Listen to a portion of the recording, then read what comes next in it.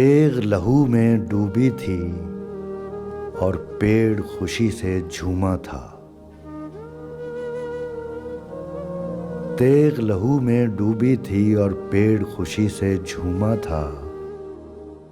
बादे बहारी चली झूम के जब उसने मुझे देखा था। घायल नजरें उस दुश्मन की ऐसे मुझको तकती थीं, जैसे अनहोनी कोई देखी उन कमजोर निगाहों ने। ये इंसाफ तो बाद में होगा, क्या झूठा क्या सच्चा है, कौन यकीन से कह सकता है कौन बुरा कौन अच्छा है। लेकिन फिर भी एक बार तो मेरा दिल भी कांपा था।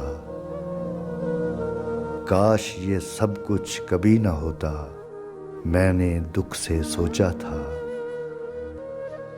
घायल नजरें उस दुश्मन की गहरी सोच में खोई थीं, जैसे अनहोनी कोई देखी उन कमजोर निगाहों ने।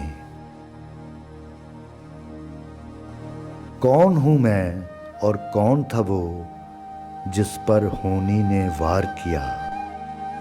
कौन था वो जिस शख्स को मैंने भरी बहार में मार दिया।